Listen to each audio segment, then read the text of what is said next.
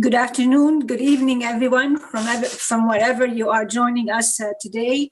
Welcome to the Victoria Forum. My name is Elisar Sarou. I am a professor of practice at the Institute for the Study of International Development and a board member of the Victoria Forum. I am honored on behalf of the Victoria Forum to welcome you to the 2020 Virtual Forum, Bridging Divides in the Wake of a Global Pandemic, and to our roundtable, Moving Beyond Divides towards a more sustainable and fairer future for local communities as well as the global community. I'm delighted to co-champion this roundtable with my colleague Manuel Belin, who is also the acting director of the Institute for the Study of International Development at McGill University. The roundtable is organized in partnership with the Institute at McGill and the Victoria Forum. The theme and the speakers of this roundtable, all professors of practice at the Institute, have come together to make a contribution to the forum important theme, Bridging Divides in the Wake of a Global Pandemic, and also to support the important theme and the ongoing efforts to reach out to various academics, civil society leaders, and policymakers to begin this dialogue on the ramifications and impact of the pandemic on social, economic, and environmental divides. Our topic that our distinguished speakers will address this afternoon, Moving Beyond Divides, will address the various aspects of the social, economic, and environmental factors. I'm delighted to introduce Acting Director of our Institute at McGill, Professor Manuel Belin, who is also going to be the moderator of this session this afternoon. As this is a roundtable, we hope that you will join the discussion after the presentations by the speakers and engage with them in any issues raised by them. We encourage you to come forward with any ideas or suggestions after the discussion and bring forward any ideas or topics that you think should be included in this dialogue. Thank you very much for joining us this afternoon, and over to you, Manuel. Thank you, Elisar, and thanks for being here. Hi, everybody. Bienvenido tout le monde. Hola a todos. Hope everybody's having a nice, pleasant day. So it's really a pleasure and an honor to be here with friends and colleagues from the Institute for the Study of International Development at McGill University. The professors of practice are an important part of the Institute and one that really bring a new dimension to what we do. And so I'm really excited to hear all the presentations. So just going over the format, a little bit of how we will proceed. Each of our panelists will present for approximately 10 minutes. And this will give us, and after that, we will open up the floor to discussion. I'll moderate that discussion. I may pose some questions myself, but I'm very much looking forward to listening to what the attendees have to say. And so we will have plenty of time again, to discuss. This is the intended format, right? The intended format requires you to participate here. And so we're really looking forward not only to the presentations, but also to participants. So I'll proceed by introducing you to our very distinguished colleagues, panelists. And then each of one of them will have 10 minutes, okay? So I'll start with Mark Berlin. Mark Berlin is a graduate of the University of Toronto, University of Ottawa, and Cambridge University. He was appointed as a professor of practice at the Institute in 2012. He has taught social entrepreneurship and social innovation at McGill from 2013 to 2018, and he brings to McGill a wealth of experience in academia and government practice. For 25 years, he was adjunct professor in both the civil and common law faculties at the University of Ottawa, and he authored various articles and co-published human rights in Canada. At the same time, he worked for the Department of Justice, and over the course of his career at Justice Canada, he had the good fortune to directly serve as legal and policy counsel to 4 attorney general, senior counsel, criminal law policy. He was the senior general counsel to the deputy attorney general and special advisor on the Middle East, the Minister of Justice and Director General of International Legal Programs. His focus was on legal technical assistance and institutional capacity, building in failed and fragile states, establishing justice sector reforms in diverse areas such as Sudan, Bangladesh, Ukraine, and the Palestinian Authority, just to name a few.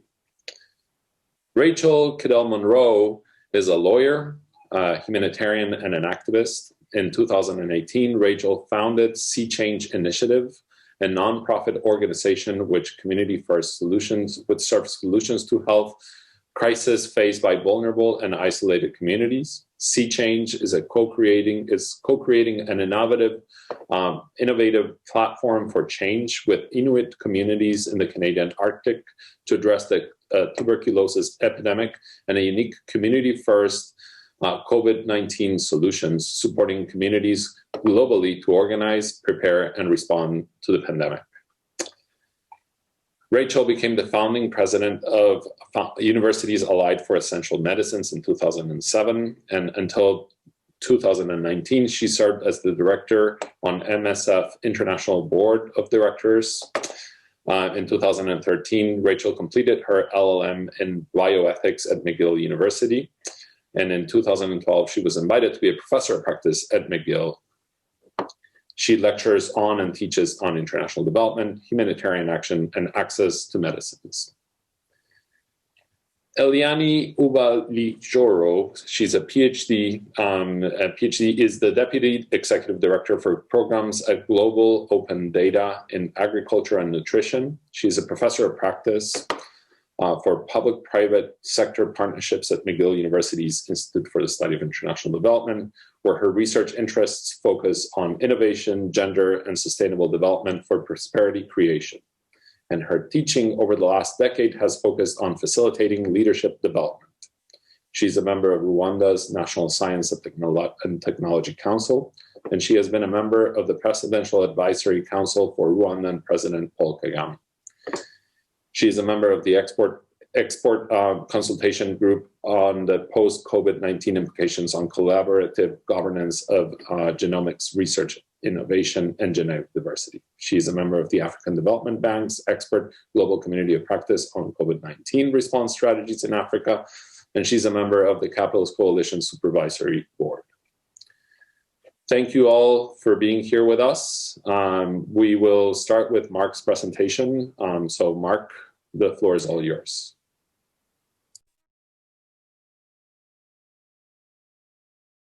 And please unmute yourself, Mark.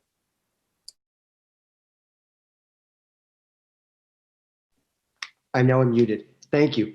I spent most of my life in the last few months saying, excuse me, you're still on mute. Excuse me, you're still on mute. And now I've just done that to all of you. So I apologize, but thank you.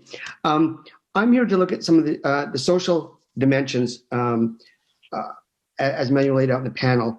My thesis is simple. I'm going to be talking about social justice. And in particular, I'm going to note that systemic racism existed in Canada pre-COVID, and in some instances has simply been exacerbated by the situations of COVID. I'll set out three probably specific cases, and then I'm going to lay out some solutions and some positive responses to each of these issues. Let me start with this proposition that racialized and marginalized communities, particularly in urban areas, have been harder hit, and centers like Toronto have been harder hit by COVID, where multiple diverse lower income neighborhoods have experienced higher cases of COVID, and in some instances triple the city's average for test positivity rates, according to the Toronto Public Health data. Specifically, on October 28th, the Public Health Agency of Canada released a study that showed persons of color are more likely to contract COVID than any other populations. Basically, Arab, Black, Middle Eastern, Latin American, South Asian, Southeast Asians, while they account for 80% of the cases in Toronto, they only account for slightly more than 50% of that population. So why? Well, there's no really clear reason, but the Public Health Agency suggests the following as possible rationale, part of the rationale for this. One is pre-existing health disparities. Two, the stress of racism. Three, the preponderance of low-wage work in high-risk places. These could be some of the factors. As Rachel will know better than I do, In remote Indigenous communities in particular, the greater risk is based on severe comorbidities, residential overcrowding, and a lack of access to proper healthcare facilities. So that's a general framework that I want to talk about in the areas that I'm going to talk about in these specific examples. So I want to look at 3 specific cases. The first example of racism I want to look at is racism experienced by an Indigenous person in the healthcare system. And this is the recent case of Joyce Ichakwin, a 37-year-old mother of 7 who died in a hospital in Joliet, Quebec, several weeks ago.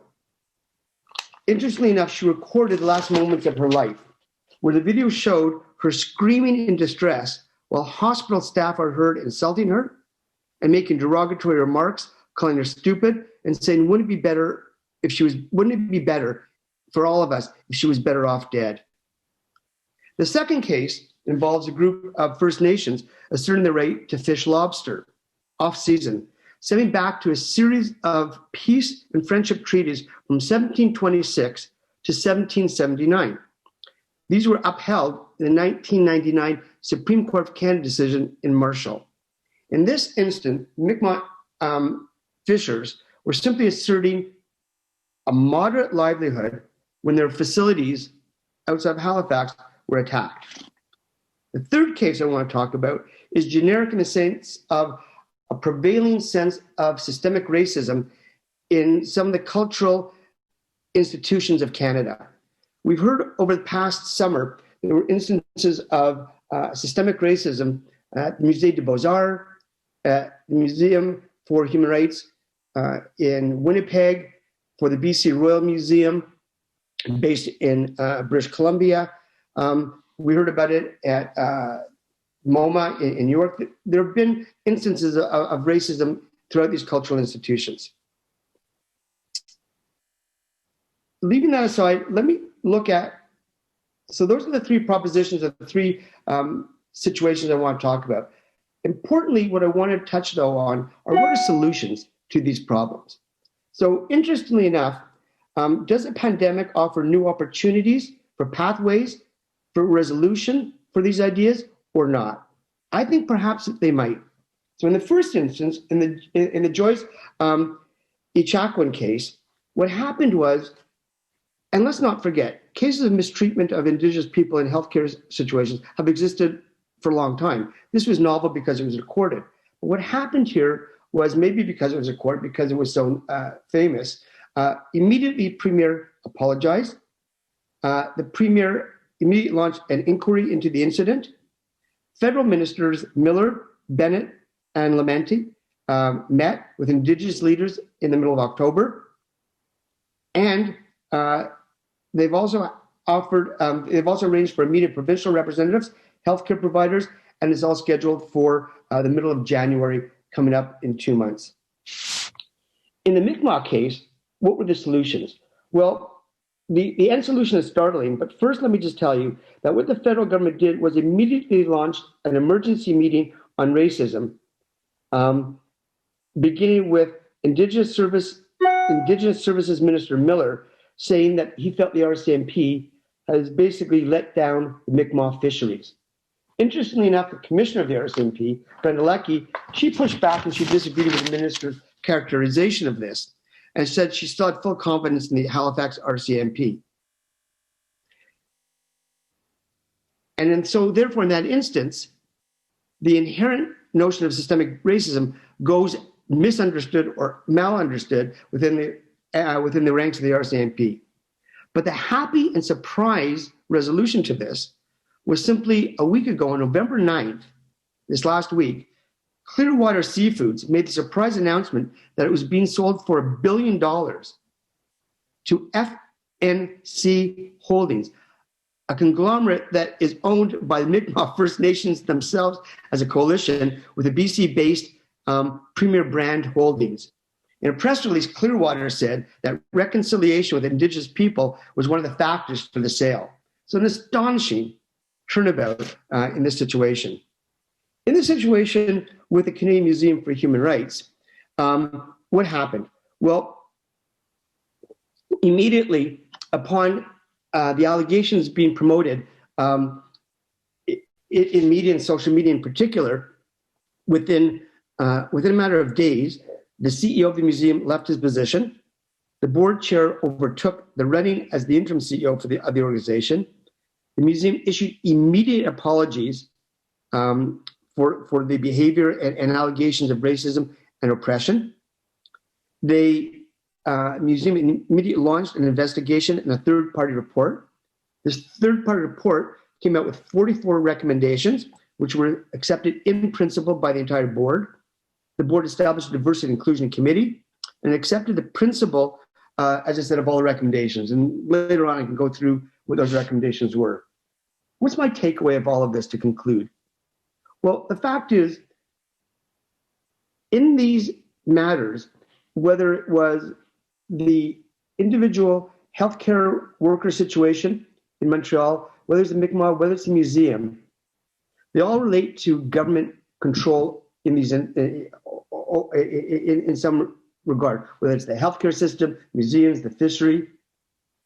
All Canadian institutions need to now walk the talk. The fact is, it is my view that government institutions need to undertake investigations to more fully understand unconscious bias, oppression, and systemic racism. I think all government institutions, be it the police, be it cultural, be it healthcare, it doesn't matter where, they need to understand what their anti-racism and anti-oppression plans will be to address these situations. They need to make their action plans public, and they need to be understood and adopted by the people that work within those institutions. We can go on at length, but basically it's talking about taking action, accepting responsibility, and moving forward. So that ends the first part of my remarks. Thank you, Mark. To all attendees, I should say that you can ask questions through the Q&A, and those questions, you can ask them at any point in time, and that you can also vote on the questions that were already asked. We will send a reminder on the chat, but just know, your questions are more than welcome. So let's move to Rachel's presentation. Rachel, take it away. Yeah, thank you. Good afternoon, everyone. It's really great to be here, and thank you very much to the organisers, and especially to Lisa and Manuel for facilitating this session. So, as Manuel said in the introductions, I started Sea Change in 2018, and I started it based on the experience I'd had as a humanitarian worker for the previous 25 years, mainly in Africa, Asia, and Latin America. And I came to understand that while humanitarian action is a very noble and wonderful cause, in today's day and age, we really need to involve communities in the response. And so Sea Change was really started as a response to that, to try to find real solutions, because I've been hearing a lot of people talking about we need community-based and we need community-centered and all these things, a lot of talk around where the role of the community should be in the response. But I saw very little active action on how to make that happen. So that's what I want to talk about today. So I've got 3 points that I want to raise. The first one is that I want to propose that we need a new framework for emergency response for vulnerable and isolated communities. And as Mark has already alluded to in his presentation, which I agree with completely, COVID-19 really has been the ultimate disruptor. It's exposed these environmental, social, and economic fault lines that have been around in our world for decades, if not longer.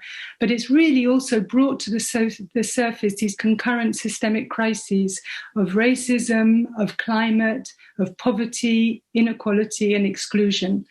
And we've only seen that repeated in the response, the emergency and public health responses to this current pandemic. Mark already pointed out the fact that COVID-19 has disproportionately affected Black communities here in Canada, but also in the US and other countries around the world.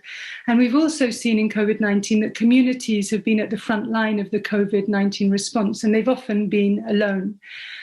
what we've seen is that public health systems and humanitarian assistance has often not reached those vulnerable and isolated communities.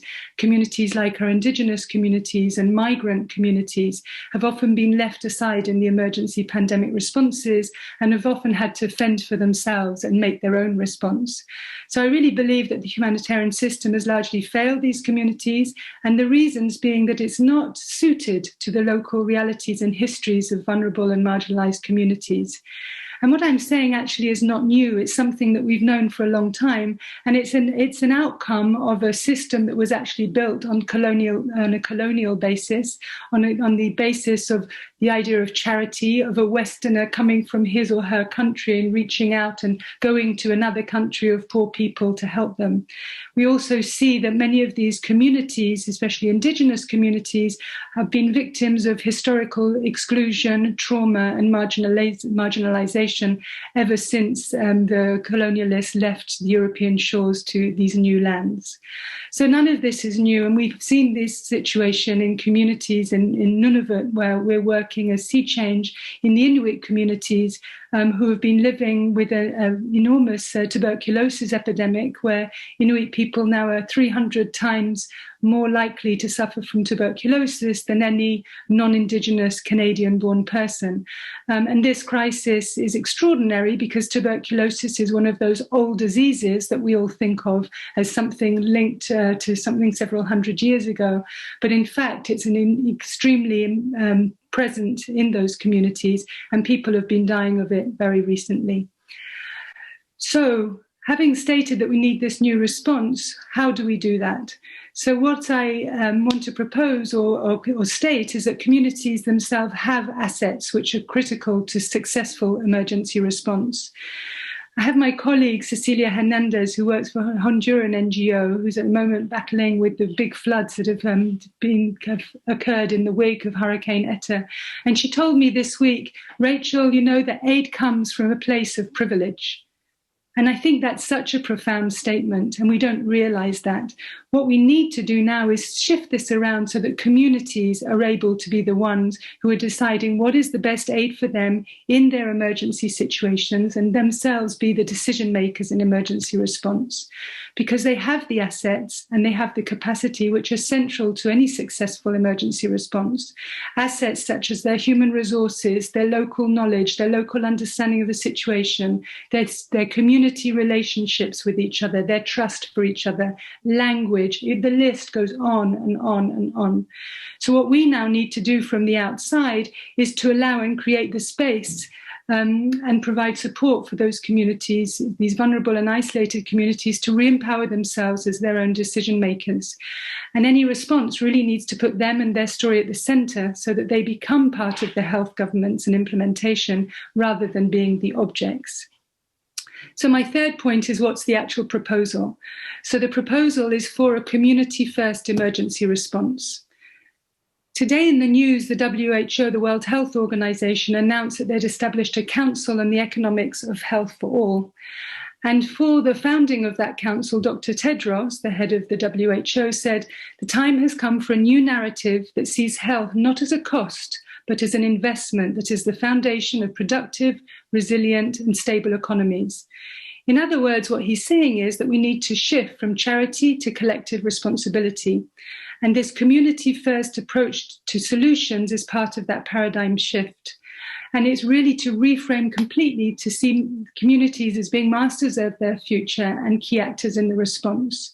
But it's not just about reframing, it's also about creating solutions. And the solutions that we've been working on are a flexible roadmap of emergency response for COVID-19, which allows communities to adapt and take a step-by-step approach to how to organize, prepare, and respond. We also look at accompaniment. How do we accompany the communities, and also creating solidarity networks? So that's my proposal. There I'm going to stop, and I look forward to the comments. Thank you. Thank you so much, Rachel. Eliani, the floor is all yours. Okay, so let me start by sharing my screen. Okay. So good afternoon, everyone. So I'm going to be just building on what just Rachel was just saying in terms of how do we really reframe where we are right now. And so I'm going to bring in the importance of how we look at nature in this paradigm. So one of the things I just wanted to start out with is here we are. All of humanity is facing this situation where we have a tiny organism with 30,000 base pairs with 5 essential genes that has basically paralyzed all of humanity. And so in comparison, humans have 3 billion base pairs of DNA. And so part of this is a moment of deep humility we really need to be realizing. And so these are the numbers today. And it's just incredible when you think of how these numbers have accelerated in terms of the cases and the deaths around the world. And so part of it is what is it in terms of humanity we need to look at? And just so I'm coming in on a perspective of food security, global open data in agriculture and nutrition was initiated following the G7 meeting 2012, 2013, looking at how can digitalization support greater food security in the world. And so this has grown now to over 1,200 partners in 117 countries. And why does this matter? So if you think about it, a lot of land on the planet is being used for agriculture productivity. And so there's a tension between how much biodiversity we have in the world and how much land is being used for agriculture. And the less biodiversity we have, the more pressures we have in terms of infectious diseases infecting us. And so part of it is understanding what agricultural farmers are faced. So 75% of the food in the world is grown by over 570 million smallholder farmers. In Africa in particular, these smallholder farmers are aging. On average, they're about 58 years old. They have very little land. 80% have less than a hectare, and they sell less than 20% of their production. And so population explosion, climate change, and data inequity is really creating disadvantages for this population. And what we know is that when they have access to digital tools that give them access to knowledge economies and being able to use those tools to have more sustainable production, they can increase their livelihoods by 30%. And so part of it is we are in this VUCA world. And for many people, we know the term VUCA. And for those who don't, I'll just quickly go over it. So it's this idea that we live in a highly volatile, uncertain, complex, and ambiguous world. And what we need to flip that volatility. And the way to do that is where there's volatility. Can we create a vision? And I think this Victoria Forum is a really powerful place around how do we create a new vision moving forward? And how do you look at local and global communities? And this is a space of understanding. The more we understand, the more we can deal with uncertainty. And within the complexity that we're facing, the more clarity we have in terms of the actions we can take, the more agility we can take on in the face of ambiguity.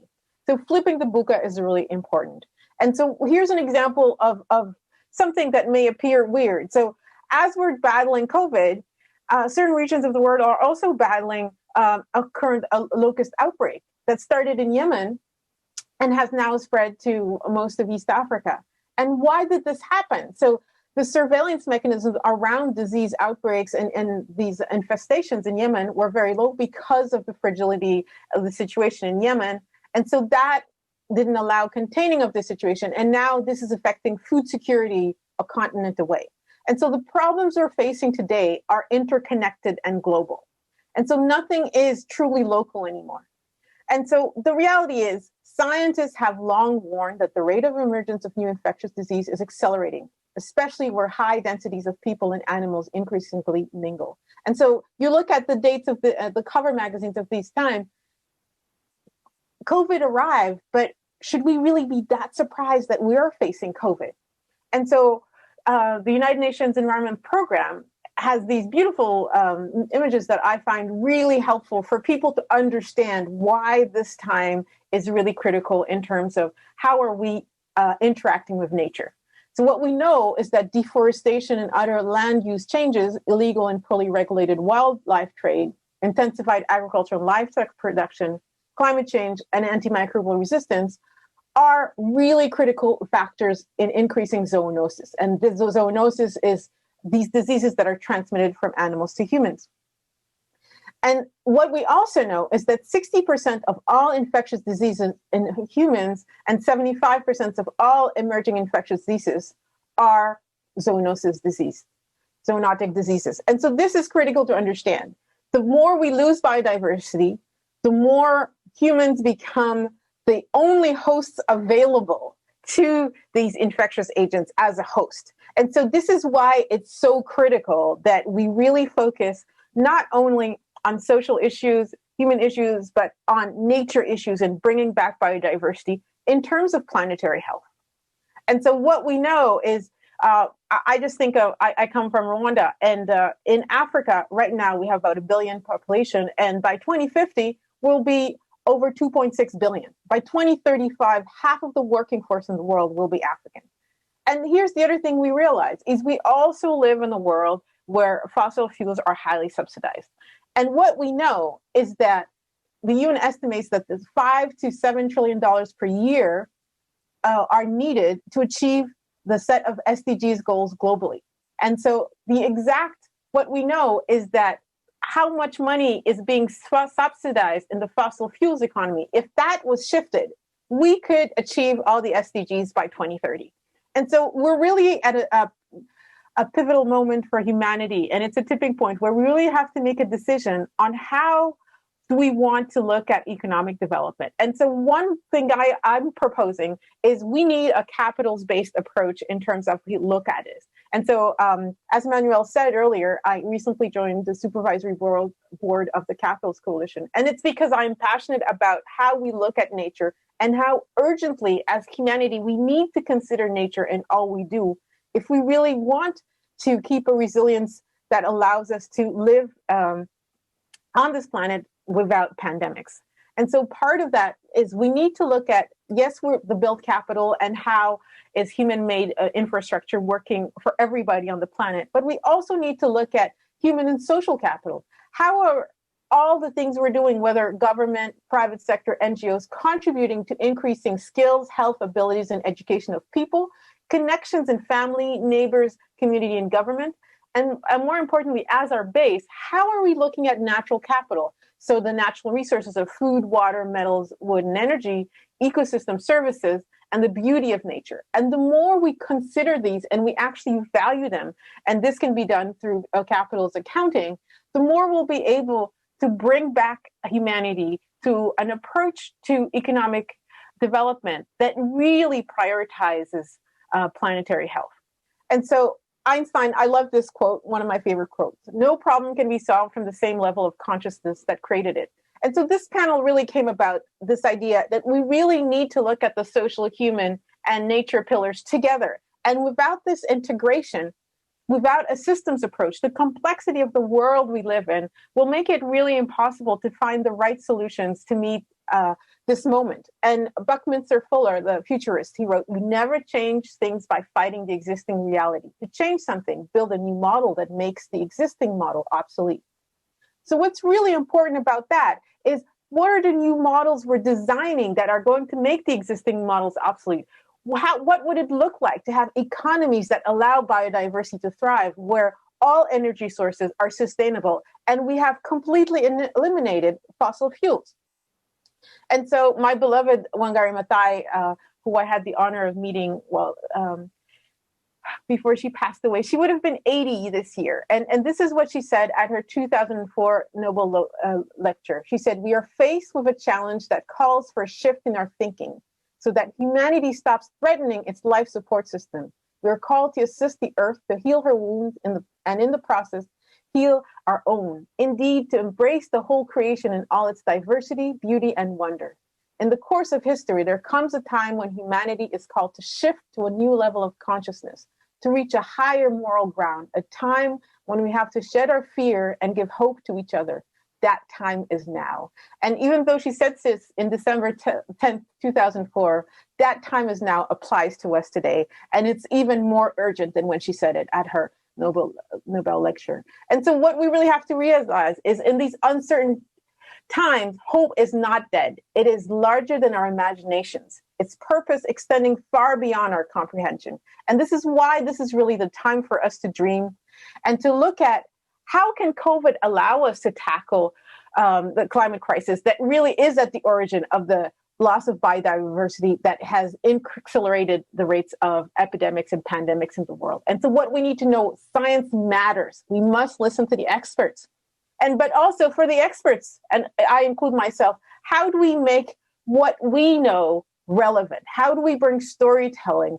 How do you bring curiosity and imagination so that people are able to take in the science and they're not overwhelmed by the numbers? Human behavior matters. People's agency is vital. And Mark talked about the issues of systemic racism. And so it's really important that people's agency is really considered in bending the curve of the virus curve, the climate curve, as well as the systemic racism curve. Collaboration matters. The coalitions of scientists, businesses, entrepreneurs, and governments are needed to bring the vital energy to tackle these wicked challenges that we have. The economic crisis is an opportunity, and we can emerge greener, more resilient, and equitable, and recover. And this is really critical because unless we do all of that collectively, everyone will be in danger. And so everyone must be healthy for the protection of all. Neither COVID-19 nor the climate crisis can be solved without solidarity and support. And so just to finish off, I really love the indigenous saying that how do we think and do for 7 generations down the line? And so this is a picture of my daughter in British Columbia trying to hug a tree. And for me, this image is important, is how do we think of the next generations and how do we think of nature and how do we protect our planet for the next generations and do that in ways that improve our local and global society for future generations. Thank you. Thank you, Eliane. These are 3 great presentations that raise a number of really important issues. And so we do have a couple of questions on the chat, but before we get to those, I wanted to sort of pose some comments and questions for you to consider. So 2 main themes for all 3 of you that I wanted to raise. One is this issue of visibility and urgency, right? And so I think all the topics all the challenges that you are identifying are, on the one hand, not new challenges, right? These are not things that have just emerged, but are things that are becoming increasingly more visible in time. My question to you on this would be, how do we think about, first, the effects of COVID on urgency and on visibility, and how do we go about sort of seizing the opportunity that this increased visibility may bring to long existing problems that were urgent before, right? But that we are sort of hits us in the face kind of urgent right now. And so in that sense, it's a call for, okay, now that we seem to have more of an impetus to address these questions, how do we seize this opportunity in concrete terms? The second question, which is related, is, and Eliane talked a little bit about this at the end of her presentation, with the role of the state and the role of governments and the role of civil society and the role of entrepreneurs and the role of the private sector. But I wanted to put this in terms of coordination. All of this requires, addressing these issues requires a great deal of coordination. And coordination is one of the things that we are not that good at, right?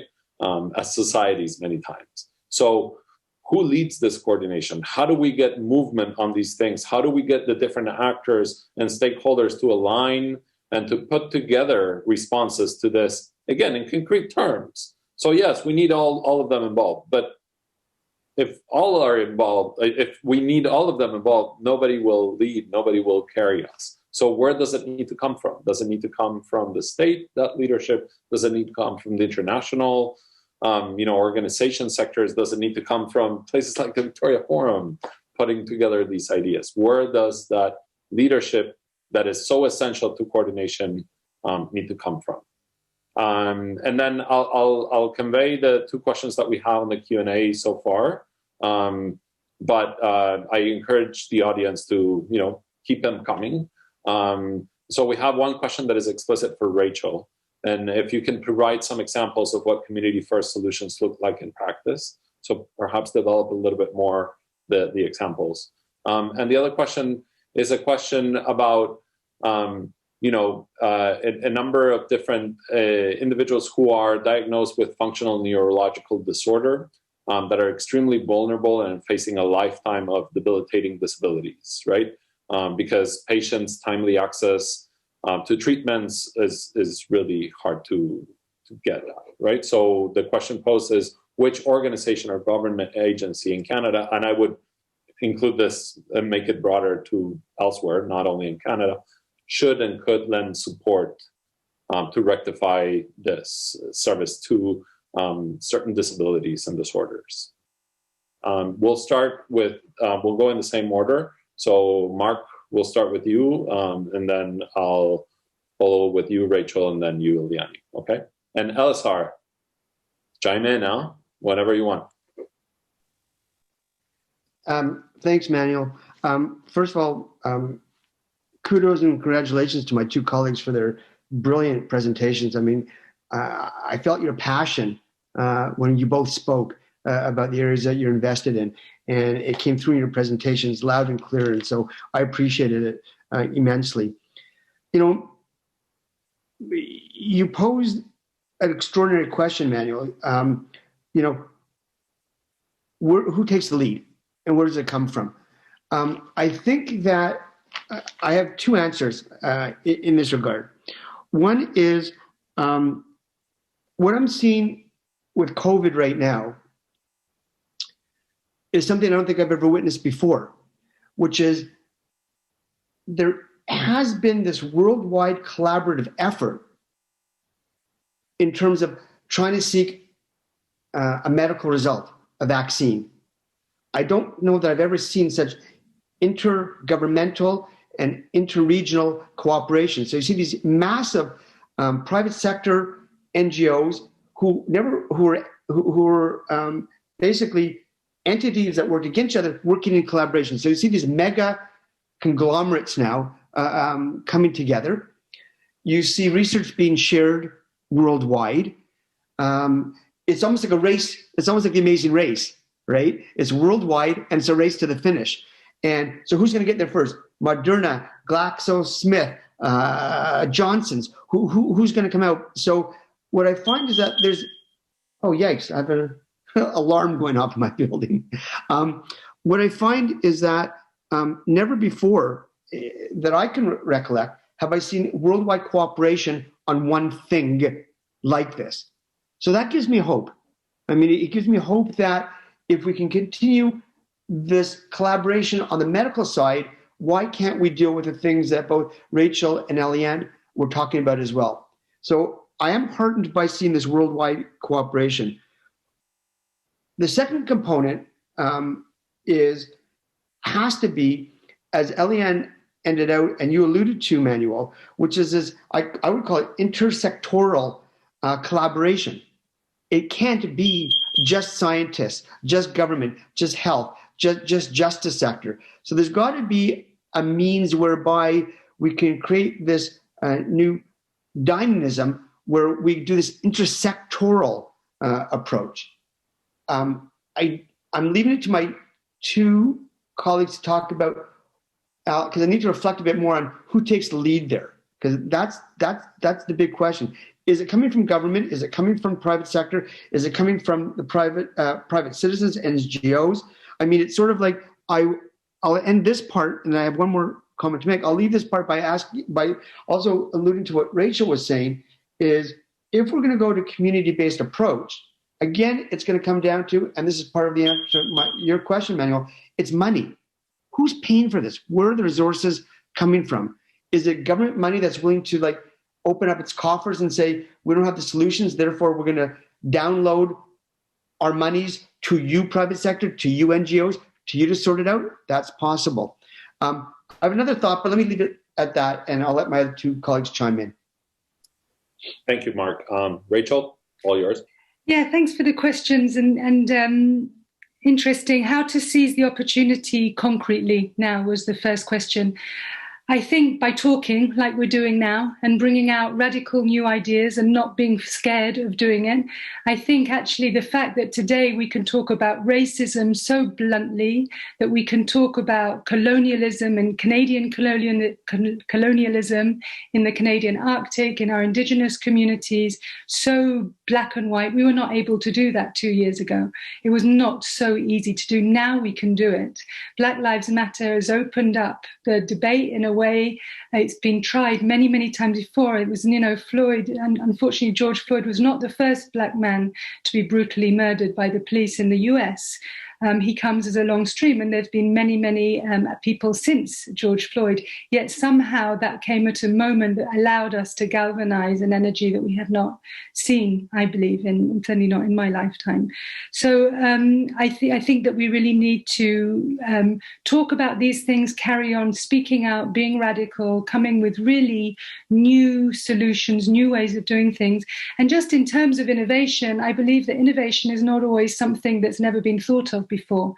It's about taking a known thing and then building on it. So we build on the shoulders of giants, but we move on and to redevelop and redefine and re-talk about the ways that those ideas come through. So I think that's how to seize the opportunity concretely, is to give the voice to the people. We have students, we're here at McGill University with incredible young minds who've got incredible desire and will to make change. We need to provide those spaces, more and more of those spaces, to the new generation as well, to come in and talk about what needs to happen. Because as James Orbinski was in my class this morning, and he told the group, even if we stop producing any carbon emissions today, for the next 30 years, we're going to see the growing impacts of the climate crisis on our environment, on the zoonotic diseases, as Eliane was talking about. They're just going to carry on. So this really is, this next 30 years is of the people who are now like in their 20s, who are going to be the ones who are going to be making those changes. In terms of where does the impetus come from, it's a bit the same answer. I believe it comes from the community. I don't think we can wait for governments anymore, or the UN or the WHO or all of these governance systems that we put in place that are so inherently flawed because they come out of a system created after the Second World War, which was a response to totalitarianism. This is not our reality today. We're living in a world that we're trying to respond to a massive human-made climate crisis, which is creating massive humanitarian crisis in its wake. And Mark, just I hear you about the worldwide cooperation and was that unseen. I have a lot of doubts about the real depth of that cooperation around things like COVAX. While everyone signed on, all the countries signed on, at the same time, countries like Canada and the US have bought up all the supplies of vaccines in the world. So 80% of this supposed wonder vaccine from Pfizer already bought, and they are going to the US, to Canada, and they're not targeted necessarily at the most vulnerable and isolated people in the world who would need this way more than you and I'm guessing. And maybe if I could just quickly then go on to the questions that were on the chat. First one, thank you for the question on examples of community first in practice. Let me take one from Honduras. So Honduras, we're working with an indigenous community who has been already abandoned by the Honduran government for a long time. They're in the midst of fighting against a hydroelectric company who is basically removing all of their water from their land so they have no more capacity to grow their crops. They're in a massive fight. They're being punished by the government for resisting the hydroelectric company in their zone. And so when COVID struck, they had absolutely no support. They had no masks, no disinfectant. They didn't know what was good news, what was true news, what was fake news. So they approached us about this community first emergency preparedness roadmap. We worked with the community and they developed that and adapted it to their reality. And now their whole community of 11,000 people is working on the basis of this community first approach, where they leverage their own assets, their own knowledge from traditional knowledge and traditional treatments all the way through to the medical staff that occasionally come to the community, and now being able to identify what they don't have and what they need. So they identified that they don't have any masks or soap or disinfectant, and no one gave it to them. So now we supplied them with some, but they're also now trying to find ways to make that themselves. So this is an example of how a community used that. And then when the floods arrived in Honduras, they said, wow, right, we're now going to use this community first roadmap solution to address the emergency preparedness or emergency response to the floods. So they're now adapting that roadmap to help themselves to organize to respond to the crisis. So creating dignified places for people who've lost their homes to be able to stay that also acknowledges the presence of COVID, so allows people to be 2 meters apart, to have masks. And this is all the community's own initiative. So this is a real example of how an approach that's co-created with a community is then taken by the community and it runs on its own because they're able to. And that goes to the question of money. Because one of the reasons that our health systems are so crippled is because our centralized system tries to do everything. So if I look in Nunavut in the north, you have a health center in a community that is trying to do things that are actually far more relevant for the community to be doing. So, for instance, going door to door to check that people have taken their medicines. If me as a white nurse goes to somebody's house, there's all that history of prejudice and trauma behind, which may even make someone scared to talk to me, which, is what is the truth. But if it's a community member going to somebody's house, of course, a completely different story. So here we could really see how that could loosen and reduce the weight on our already creaking health systems. By giving power back to the community to use their own assets, you make the health system be able to focus on the medical, which is what it needs to do, rather than on the community-based prevention kind of measures that the community is best placed to do. And then on the final question, I think this for me, I don't know the specific details of this case and this orphan disease, but I would say that this is just a reflection of a completely dysfunctional medical research and development system that we have today that is dependent on profit rather than the needs of people. And that I think that COVID is also giving us a massive opportunity to completely rethink and redesign, going along Eliane's line, rethink and redesign the research and medical research, biomedical research and development system. I don't have an immediate response to your question except to write letters to the authorities and those kind of things. But that for me just opens up the crisis that we have in our research and development system. Thank you, Rachel. So before we move to you, Eliane, I'm going to give the word to Elisar. She wanted to make a comment, and then we'll go to you, Eliane. Okay? Elisar, please. Thank you, Emmanuel. I just wanted to reflect on the issue of who's leading now and the coordination. Coordination, as you put it right, is the most difficult thing really to do or to make sure that all parties play the same. For me, this is the time where all parties should join forces together, all actors in international development. This is time where it has failed before. We should find ways to make it work now. Similarly to when I hear the issue, we need resilient, really inclusive models. We need democratic models. I mean, isn't this what the last 20 years of development, paradigm we're trying to implement in international development? That's post-Cold War, that it's democratization, it's the global, the democratic governance, the human rights-based approach to development. What is it? These paradigms and these concepts and these guidelines and these rules where we're supposed to really deliver the development in developing countries. And then we have the SDGs who came about from a massive and inclusive consultations globally. And we have the 17 goals and we have the Agenda 2030. Yet now, even before COVID, every single SDG report said that we are not on track.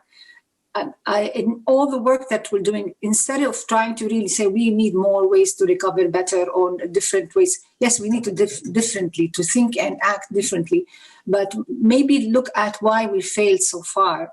The paradigms and those concepts and, guiding principles that did not really deliver development. Why did they fail? And start from there, how we really think differently and how we really try post-COVID to come up with policies that are inclusive and that results in resilience And if you look at, Rachel was saying, if you look at the community level, these are the most resilient people there. They're living in crisis. They're coming up with their own homemade solutions for their crisis. And even it's on a mini scale, it works. So there's a lot to learn from that level of resilience and development.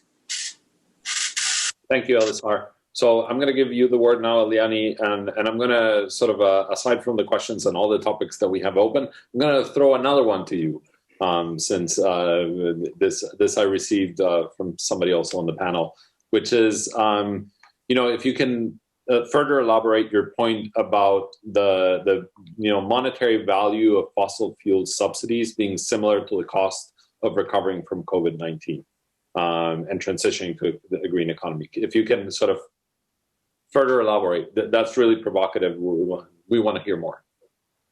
Okay. So maybe I'll just start with that one. So what the data shows is whether we look at there are various ways that companies get subsidized. And what we know is that the cost of achieving the SDGs, it's just the numbers. The numbers, if we took away all of the subsidies to the fossil fuel industry, we could be investing in green transition that would allow us to meet the 17 SDG goals. And if we meet the 17 SDG goals, what we're doing in the process is, we could go through the 17, but I'll just say, so there's zero poverty, there's zero hunger, there's gender equity, there's, better health for on land and in water, and bringing back all of that biodiversity in the process, because we've lost 60% of biodiversity. And so if we can really ensure that biodiversity is conserved, then those images from UNEP that I showed in terms of the accelerated rates of zoonosis could be reduced. And so this is why, if we want to prevent pandemics, we really need to bring back biodiversity. Because right now, because microorganisms are tiny and nimble, and you saw the data. We have 3 billion genes. They have maybe 200 base pairs. So they're able to adapt at a much faster rate than we can. And so we have to be smarter in terms of how we function with nature, so that we have that buffer that allows these infectious diseases to stay on different hosts. And they're not going to go away. We cannot kill all of these things on the planet. And I think that's one of the problems, is we have 400 years of exploitation of nature and 400 years of exploitation through colonization, imperialism, post-colonial issues that really have created a mindset where exploitation is the basis of interaction.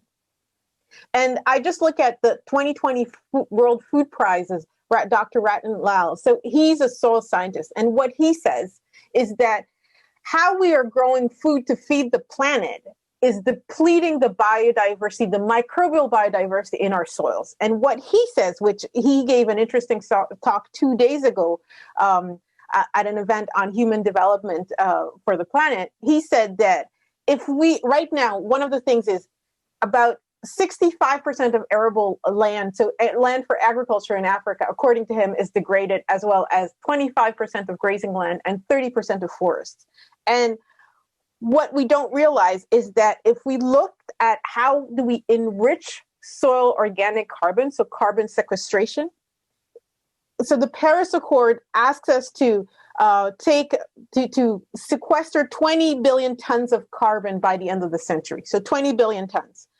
According to Dr. Ratan Lal, if we're able to use regenerative systems to bring back carbon in soils and in forests, we can sequester 330 billion tons of carbon by the end of the century. So how we feed the planet, how we take care of our forests and prevent deforestation, for him, is the most critical solution in terms of how we're going to deal with bringing back biodiversity and bringing climate resilience. And so these are all interlinked in terms of planetary health.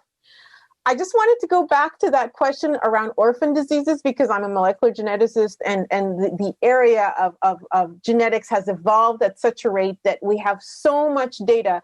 I mean, I look at the first genome. The first genome took 10, 20 years to be sequenced and costs billions of dollars. And today for less than $10,000, you can sequence a whole genome of a human being.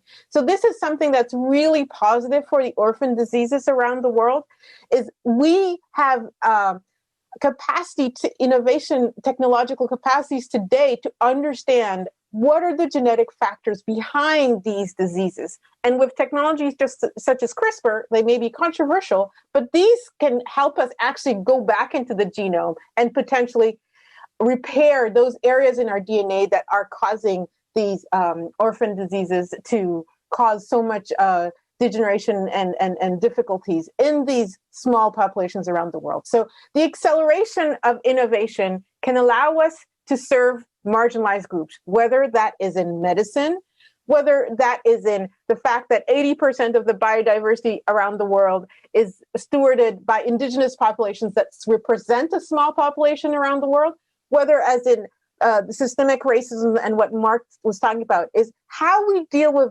diversity and marginal populations around the world so they have equitable access to knowledge and tools for healthy, vibrant livelihoods is critical at all these levels. And today we have so many technological solutions that can help us do that. But what we need is mindsets and value systems that recognize our interconnectedness. And that is something that I feel is really critical for us to move forward. And around the systemic racism, the book Caste, The Origins of Our Discontent by Isabel Wilkerson is a fascinating look at the caste system in the US and how centuries of slavery have created what has turned out with 70 million people voting for Trump at these elections. So, you know, we can be excited that Biden is going to be the next president of the US, that Kamala Harris is going to be the first Asian, Black female vice president. But the reality is there is discontent in society, and we cannot ignore that. We have to find ways to bridge these chasms, and we have to find ways of seeing the divides as opportunities for more intensive creativity so that we can see each other, whether it's the other in terms of somebody that politically has nothing that would agree with me, so somebody who might be racist and doesn't believe in climate change, or it can be how do we ensure that the soil we walk on is sacred and that we're taking care of it. And there's a beautiful film on Netflix called Kiss the Ground. That's a really beautiful portrayal of what regenerative agriculture can do for the world. And so we really need regenerative leadership. We need distributed leadership in terms of the question of where will the leadership come from? The leadership has to come from everywhere. It has to come from citizens. It has to come from NGOs, from private sector, from governments. And we need to bring that in. And you know, talking about isms is also, there's some anecdotal data that countries that are led by women are doing better because the value of care has come to the forefront of how they dealt with COVID-19, and that's actually helped economies come back faster. So part of it is how do we bring in the idea of care as foundational in terms of how we do everything and how we use money. It's not about increasing the stock market, but it's about increasing our capacity to care for each other and to care for nature. And if we can do that, a lot of the problems we're faced with in the 21st century can be solved. Thank you, Leonie. So I propose that we continue this way. First, Leonie, we have a couple of questions on the chat that I think that ask for some references to a couple of the things that you said. Perhaps you can respond to them on the chat itself, including all participants. One is to post a link on Dr. Lau's research on soil to sequester pollution, and the other one is if there's a resource report that speaks to your reference to fossil fuel subsidies being roughly equal to the costs of achieving SDGs. I think those two can be addressed on the chat. Then I wanted to grab one other question on that we have on the chat, plus one question that I'll pose to you, Mark, and then we'll follow with the same model. We'll move to Rachel. I have a couple of questions about what you said, Rachel, too, right? So Mark, I'll start with the question that we see on the chat here, which I think pretty explicitly tackles things that you were saying in your presentation. I'll read it out loud. It says, what are the concrete actions, especially intentionally to effectively tackle the systematic racism and barriers. In addition to funding, it is more important to include those marginalized groups in the process of decision policy making. Any initiatives are being taken or under consideration. For example, data collection. Toronto is the only public health agency that collects racial data regarding COVID. It would be helpful to make such a requirement for all health agencies to collect such data. So this is one question that you get there. And to that, I'll add another one. And I'll play a little bit devil's advocate here. So sorry in advance. You sort of highlight how impressed you are by collaboration. And I'm going to put the other hat and say how impressed I am by polarization. Right? So at the same time that we see heightened collaboration, we see heightened division.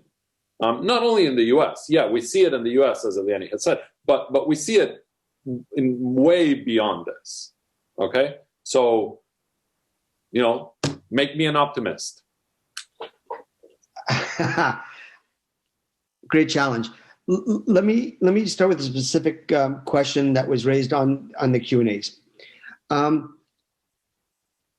start with Eliane's proposition about distributive leadership or distributive.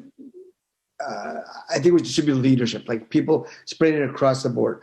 I would say to that, I would add to that by saying I think we need a more inclusive and greater diversity amongst our leadership. And so, in response to that particular question, let me be concrete to a concrete question. So, the solutions that we have to systemic racism have to come from this intersection, as I said, of this inclusivity and diversity. So let me give you the concrete example of what the Canadian Museum for Human Rights did. They were challenged with allegations of systemic racism, widespread oppression. So what did they do? So I'm just going to look at some of the recommendations that came from the report that are just out from this past August. And so what they've done is, as I said, we created a diversity and inclusion committee where all members, basically all equity groups, had to be included. We said all board policies and future policies had to go through an analysis to screen for bias and ensure that board policies promote and support equity. That the board of trustees themselves had to undergo anti-racism, anti-oppression training.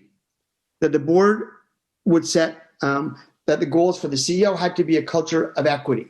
That the board of trustees would have to ensure that we engaged in meaningful community relations with Black, Indigenous, LGBT communities to ensure meaningful relations with transgendered, gender diverse, two-spirited communities. I'll just go a couple more. Essentially, we talk about non-censorship. We talked about creating more opportunities for staff training. Essentially, what the museum is saying is that we need to ensure that all voices are heard around the table at all levels. So we have to talk about hiring, retention, and promotion of people from all vulnerable communities, BIPOC communities, to ensure that they have an equal seat at the table. If it's coming just from one group, majoritarian group, and it's not including vulnerable minority groups, then we can't ever sort of create the conditions to allow for a non-oppressive, non-systemic racist environment. And so I think that what you have to do is I call it the 4 A's, and I just was writing this down as you were speaking, Manuel. And so this is just my first 4 A's. I think you have to acknowledge fault. B, I think you have to accept responsibility. I think C, you have to apologize. And 4, you have to act. So you can only do that, though, ensuring that there's a full inclusive group of leaders that you're talking about who represent the vast diversity of your audience. And so that's my response to that specific question. And there are concrete measures being taken. McGill, the vice chancellor, I think McGill has responded magnificently to the notion of colonialism and anti-oppression. And they have great action plans on their website set out by the vice chancellor on what they would do. Very systematic, very specific action-oriented items. And so you just need to look at the McGill vice chancellor's website and there's an action plan on diversity and inclusion. McGill has a fabulous game plan. Again, so it's an action plan. I always will remain optimistic more than pessimistic about our future. I get there's polarization, but you know what? That's just too defeatist an attitude for me. I accept that there will always be people vying for authority and vying for power. I'm much more optimistic that at the end of the day, when you speak to people, and you're not talking to the leaders necessarily of nation states, when you're talking to communities, there's more that brings us together than tears us apart. There's more in our united sense of humanity and our desire to live in a free and healthy existence. At the very core and base of it, that's what humanity is. I think we get overlaid by what we hear and what's put in our ears from media, from TV, from political leaders. I think at the core, when I talk about issues on racism and stuff like that, when I get together with a group of 20 or 30 people and we talk about racism and how to resolve it and how to deal with it, social justice, there is so much more that unites us than divides us. And if we just can wipe away the political speak and the noise, I think the fundamental basis, I feel optimistic because I think that's the core of who we are as human beings. So that's my answer to you. Thank you, Mark. Rachel, I'm going to try to be also a bit devil's advocate, right? And here, while I do appreciate sort of your focus on the local solutions, I wanted to poke at two perhaps problems that we may see with local solutions.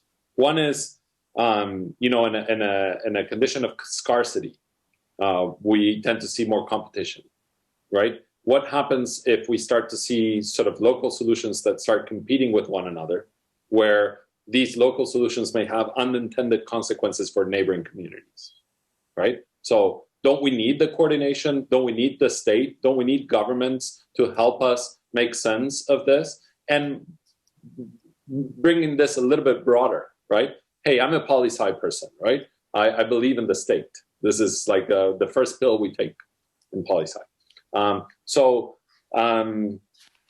Doesn't any sustainable solution long-term require, if not the initiative of the state, the response from the state, the action from the state at a secondary stage to pick up and allow and sort of help these local processes take shape? Don't we require the state? So again, I hope I'm provoking. Yeah, no, it's fine. That's my. No, it's fine. I think it's a very valid question. I didn't take the state pill when I did law, luckily. So, in fact, the opposite. I've been on the ground in crises and emergencies for over 25 years, working at community level. I worked in the Rwandan genocide. I've worked in the refugee crisis of the Congo. I've worked in Somalia. I've worked in Djibouti. I've worked in Central America. I've been to all the migrant camps around Europe, which is the most shocking thing as a European that I've ever seen in my life. Been in Greece. At the end of the day, I've only seen states fail. So I am completely tired of putting my hope in that some state, which is political and comes under a system which does not truly represent an inclusive and diverse electorate, I cannot believe in that alone as being the one who is able to lead the charge in making change. We also have to realize that naturally institutions tend towards the status quo. And if we go back to your question on where is the change, where is the concrete change going to happen, it's certainly not going to be from institutions as trying to safeguard their status quo. It has to come from somewhere else. And I understand it's a difficult headspace to get into, because of course we can sit and talk about all the possibilities and all the corollaries, especially from an academic perspective. We can talk about all the potential things that can go wrong. I'm more at the stage now of like, you know what, we just have to try. We have to try new ways. And I'm not just saying try new ways because, oh, it's a lot of fun. It's because new ways actually work, and communities have been doing this already for decades. They just have not been recognized. they have not been recognized for what they do. Because in all the emergency situations that I've worked in, where the dust hits the ground is where the community is actually the ones who are the first responders. They're the first ones to try to accumulate their assets and resources around so that they can protect and look after their community members. They're the first ones who reach out to neighboring communities to give them support when they know their neighboring communities are in trouble. Just look at Honduras and Guatemala today. The partners that we work in, they're not only trying to look after their own village, they're now going out to other villages and other communities saying, we've got this approach to work. Do you want to try it? We're going to help you. We're going to bring resources from our community. I believe, like Mark, in the human spirit, and that our natural tendency is to want to be able to support, especially in these most extreme of circumstances. All of that said, I do believe there's a role for the state, but I do not believe in the role of the state as the inceptor or the initiator of the response. I believe in the state. If I look at the political reality of how a state works, people are elected and politicians will work on what they want, they think that the people who are going to vote for them want to hear. So if we're going to carry on with that kind of system, because I'm not ready at the point yet to create a new political system, it's not my specialty, I leave that to you and your colleagues. But I would say that if that's what it is, then it's the people, it's the communities that have to come and show a new way of doing, a new way of going forward. And just to give a very concrete example, Indigenous communities, First Nations communities in Canada today are doing just that. If you read the literature from COVID and the peer-reviewed articles that have been published, Indigenous First Nations communities knew that the state was not going to help them, so they took matters into their own hand because they knew better how to protect themselves. They shut their communities. They asked for all ins and outs from their communities to be banned. They set up their own social distancing norms. They decided whether their schools should be open or shut. They decided how healthcare was and was not going to come to their communities because they understood from their experience of the 1918 influenza epidemic and how that wiped them out. They understood that they were the ones who needed to do it because with the history of racism and colonialism, no one was going to come and save them. Look what happened in the Navajo Nation in the United States, where they were decimated by the COVID crisis. Look at what's happening in Brazil, with what's the decimation of the indigenous communities. It's certainly not Bolsonaro who's going to go and stop all the garimperos from going into those indigenous communities. Only they can. So, I think we have to look at the reality on the ground. And what my dream, if you like, is that communities can get themselves into such a position where they can empower themselves, understand and identify the assets that they have to deal with emergency response, and then be able to go to authorities and say, you know what, we can do this, but we don't have this, this, and this, and that's what we need from you. And then you create a new bargain, a new pact, a new deal between communities and state. Thank you, Rachel. And I'll try to do the same with you, Eliani, in a slightly different direction.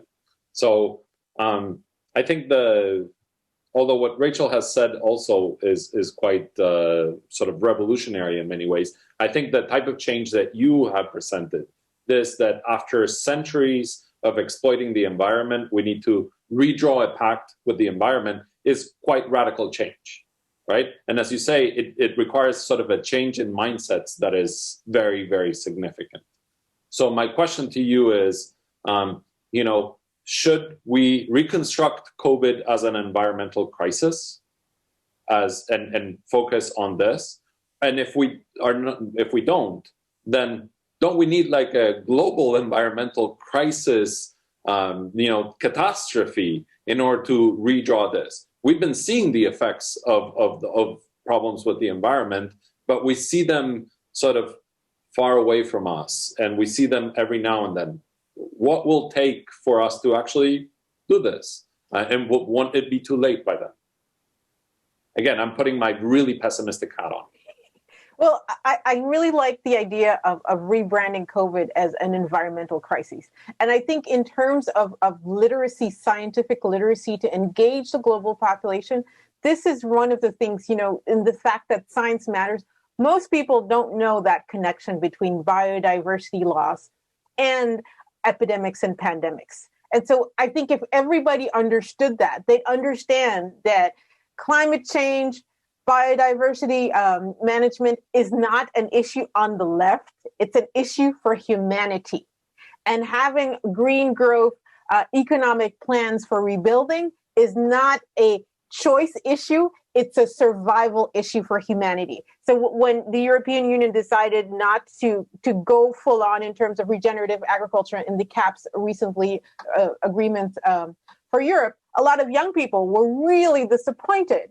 And they, because they understand the relationship between how we feed the planet, biodiversity, and pandemics. And so when I heard one parliamentarian, European parliamentarian, saying, well, eating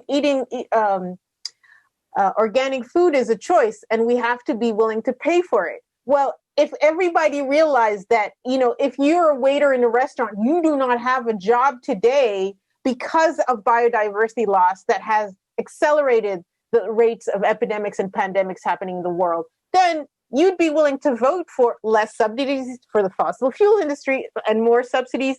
So organic foods could be available to everyone, no matter what their income level is. And so we need a redesign of value systems. We need greater climate literacy around the world. We need greater citizen engagement. The US elections were excited because 60% of the population voted. I'm just asking myself, what do we need for the other 34% to have voted? I mean, if that 34 had voted for Biden, we would have gotten the presidency, the Senate, you know, everything. And so then we can really push climate policies forward. And for me, we really have to look at these issues as human issues, not partisan issues. Until there's basic understanding, you know, we've said everybody needs to read and write. Well, everybody needs to understand the basis of climate. And if we don't have that, we're really going to be in an impossible situation. We're always running after, you know, problems because we don't have enough people who understand why those problems exist. So prioritizing how we communicate and educate and increase literacy around these science matters is critical at all levels. And until we do that, it's really going to be difficult to have people vote on that, no matter what their political affiliations are. And I mean, the whole world was holding its breath while we were waiting for the US elections. You know, the whole week, nobody I know was sleeping. Every day, my 16-year-old had US elections on her phone, checking what's gone red and blue every day. I mean, this is the world we live in. And so part of it is we're at the mercy of how are we collectively going to find the solution? And as Rachel said, there's so much wisdom in indigenous populations. How do we tap into all of that wisdom? And in times of crisis, when people are traumatized, common sense goes away. And that's where wisdom disappears, and we need to bring it back. And we need to bring it back in ways that we bring indigenous knowledge and scientific knowledge together to inform our way forward in ways that bring all of humanity together. In that sense of, this is an environmental crisis that has affected all of us, and we need to find a solution together. Thank you. So we're coming to the end of the panel. I'll say a few words and then I'll pass it on to LSR to wrap this up and thank the other things. But I will thank all the panelists and the attendees. You know, thinking about McGill, about the Institute, I just don't see why don't we do this more often, honestly. This is among the most stimulating discussions that I've had on sort of really big topics as they relate to development. This is not a private conversation made public. This is an ongoing conversation, and that I hope that we can continue later on. So thank you all for your thoughts. Thank you for your experience and for sharing, you know, all your ideas with us. And thank you, LSR, so much for putting this together. So I'll pass it on to you, LSR. Thank you, Manuel. Thank you for all of you for being here for an excellent and very inspiring discussion, and very important as well. I wanted to say that all the discussion here today and the ideas put forward, they speak very much to the discussions that were taking place yesterday and this morning during the panel.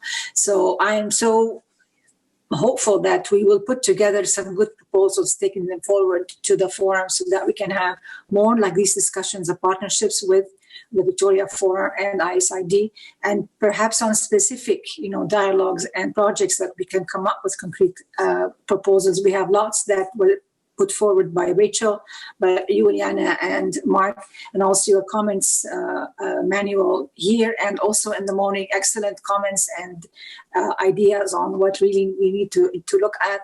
And as I said before, this is not just a one-off discussion. We are really continuing this discussion leading to the next forum in 2021. I would like, on behalf of the Victoria Forum, to thank you all for being here today and for these excellent discussions and ideas, and look forward to the next discussion on this. Thank you very much. And thanks also for our participants. Thank you all. This ends today's webinar. Thank you very much for attending. Have a great weekend.